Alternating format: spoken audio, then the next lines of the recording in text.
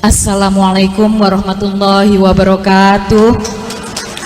Bismillah walhamdulillah wassalatu wassalamu ala rasulillah Sayyidina Muhammadin ibni Abdillah wa ala alihi wa sahbihi wa man tabi'ahu wa walah wala hawla wala quwata illa billah amma ba'd. Alhamdulillah, malam hari ini kita semua dapat berkumpul dalam majelis yang mulia ini. Terima kasih kepada LDNU pengurus pusat yang telah menyelenggarakan Haul Gusdur di tahun ke-10 sejak berpulangnya almarhumullah. Kira-kira 10 tahun yang lalu, tepatnya pada tanggal 24 malam 25 Desember tahun 2009, sore hari saya ingat sekali saya menelpon almarhumullah. Waktu itu beliau baru saja dari kediaman Kiai Haji Mustafa Bisri, sahabat karib beliau, dan waktu itu tugas saya adalah membujuk beliau untuk kembali ke Jakarta karena beliau kondisinya memang secara kesehatan waktu itu tidak terlalu baik dan sudah sangat capek. Saya ditelepon oleh ibu mengatakan, dibujuk wailah kundur se ini bapak ngersakno langsung ke Tebu Ireng. Jadi saya menelpon beliau, saya matur, Pak, bapak kundur rumiyin nggih, bapak pulang dulu ke Jakarta ya, besok cuci darah dulu, nanti kalau memang harus ke Tebu Ireng, ke Jombang setelah itu. Lalu beliau mengatakan, enggak nak, bapak sudah dipanggil Mbah Hashim, bapak harus ke Jombang malam ini. Dan akhirnya beliau sore itu bertolak ke Jombang. Sampai Jombang beliau terjatuh karena lemas dan langsung dibawa ke rumah sakit di RSUD Jombang. Belum sempat ke Makbaro Tebu Ireng, belum sempat. Kami mengupayakan agar beliau mendapatkan waktu untuk beristirahat di rumah sakit umum daerah Jombang. Lalu saya menelpon dokternya, meminta dokter dari RSUD Dr. Sutomo Surabaya untuk menyusul ke Jombang, sambil membujuk beliau untuk kerso, untuk mau pergi ke Surabaya dan masuk rumah sakit. Dan saya menelpon lagi, saya matur, bapak ke Surabaya dulu nggih, istirahat rumiyin di rumah sakit. Lalu beliau mengatakan iya. Jadi kami segera menyiapkan ambulans. Beliau masuk ke dalam ambulans, kemudian dibawa. Dalam perjalanan di Mojokerto beliau bertanya, iki nang ndi? Mojokerto pak. Loh kok Mojokerto? Aku ini mau ke Tebu Ireng. Anu kan mau ke rumah sakit dulu ke Surabaya. Enggak, aku ini dipanggil Mbah Hashim, jadi aku harus sampai ke Tebu Ireng. Maka malam itu juga ambulansnya berbalik arah, kembali ke Makbaro, ke Tebu Ireng. Beliau berziarah, lalu beliau berpesan kepada salah satu sepupu beliau, menyampaikan bahwa, Dek, minggu ngarep aku rene, minggu depan saya kesini, tolong sampean tungakno yo, tolong Anda doakan. Dan seminggu kemudian kami mengantarkan beliau untuk dimakamkan di Tebu Ireng. Kita tidak pernah tahu kapan usia kita dipanggil, usia kita dihentikan.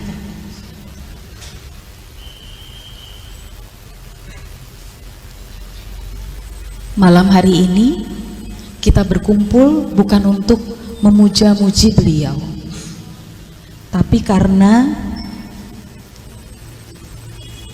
kita ingin belajar,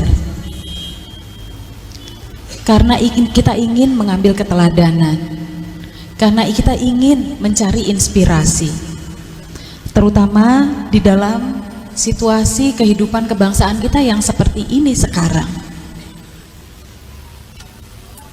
yang banyak kebencian, banyak permusuhan, banyak prasangka, banyak orang hanya mencari kepentingannya sendiri atau kepentingan golongannya. Banyak orang yang maunya menang dan mengalahkan yang lainnya. Banyak orang yang sibuk menumpuk harta, seakan-akan itu nanti bisa dibawanya. Malam hari ini kita tidak hanya belajar tentang Gus Dur, tapi melalui belajar tentang Gus Dur kita belajar dari para pendahulunya, dari para guru-gurunya. Karena beliau selalu menyampaikan di mana-mana, saya ini hanya muridnya Poro Yai, saya ini muridnya Mbah Hashim, saya ini muridnya Mbah Wahid, saya ini muridnya Mbah Bisri Sansuri, saya ini muridnya Mbah Wahab. Beliau selalu mengulang-ulang itu. Kita yang baru mencapai sedikit saja dalam kehidupan kita, kadang-kadang jumawanya, sombongnya sudah seakan-akan dunia berputar karena kita. Seberapa sering kita mengingat guru-guru kita? Seberapa sering kita merasakan betul, meresapi betul bahwa apa yang ada dalam diri kita sekarang itu karena ada orang-orang lain yang telah membuka jalan untuk kita, yang telah mengajarkan kepada kita. Malam hari ini kita belajar. Semoga kita dapat meneladani kesederhanaan Gus Dur, yang setengah tahun sebelum beliau wafat, beliau masih meminjam uang kepada saya karena tidak punya uang. Beliau mantan presiden, beliau 15 tahun menjadi ketua umum organisasi masyarakat Islam terbesar di dunia.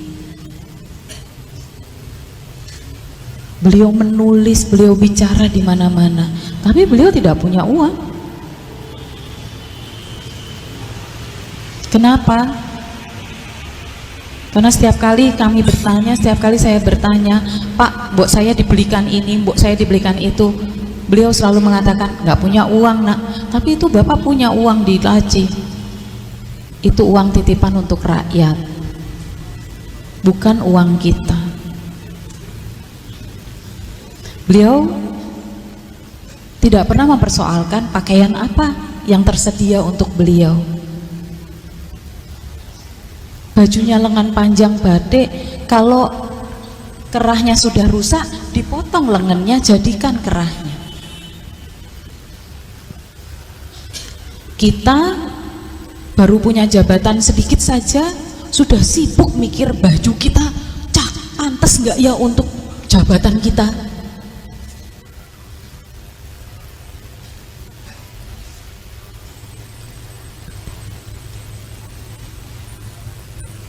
Apakah kita bisa meneladani zuhud beliau dari gemerlap kekuasaan dan materi? Banyak orang ketika sudah memiliki jabatan lalu lupa bahwa jabatannya adalah amanah, wasilah untuk kemaslahatan umat. Semoga kita dapat meneladani kerendahan hati beliau dalam memandang sesama manusia yang setara di hadapan Allah Sang Pencipta. Kita semua ini hamba. Kita hanya menghamba kepada Allah Subhanahu wa Ta'ala. Kita tidak menghamba pada yang lainnya, dan kita juga tidak boleh memperhambakan orang lain. Mampukah kita dengan sungguh-sungguh melihat orang lain sebagai makhluk yang setara dengan kita, walaupun dia berbeda, walaupun dia dari kelompok sosial yang lebih rendah, walaupun dia dari kelompok orang-orang yang membenci NU, membenci kita. Semoga kita juga dapat meneladani Al-Mahfurlah, memiliki rasa humor untuk menertawakan diri sendiri.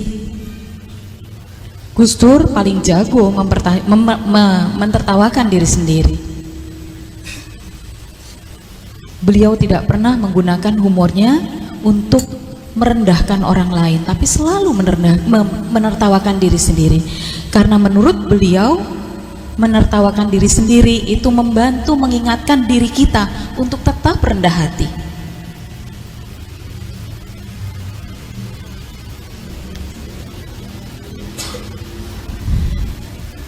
Semoga kita juga dapat memiliki keteguhan hati untuk setia kepada tujuan mulia perjuangan kita, yaitu kemaslahatan umat. Semoga kita dapat memiliki kesabaran, belajar dari Mas Eko tadi, Mas Banser.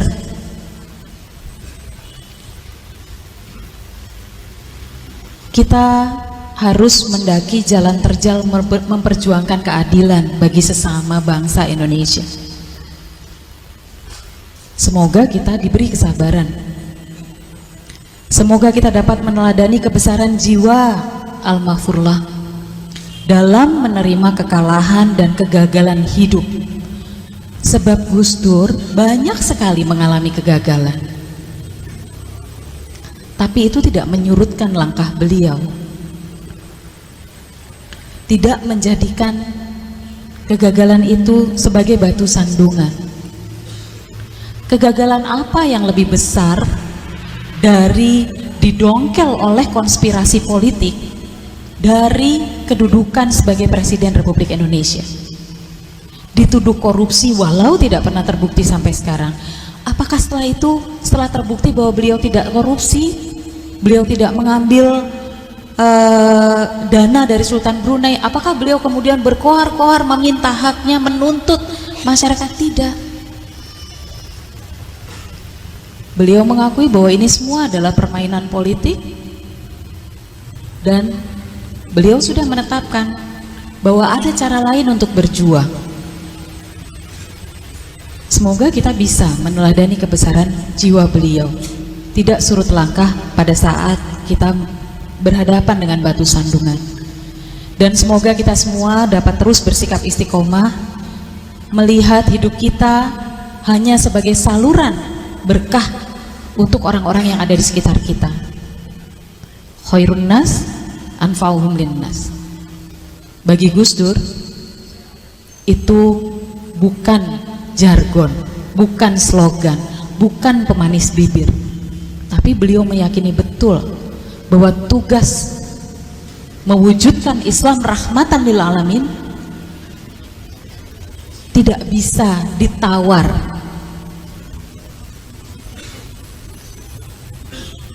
Semoga kita bisa meneladani semua itu. Kalau tidak semua, ya secuil saja. Kalau tidak keseluruhannya, ya 1 atau 2 saja.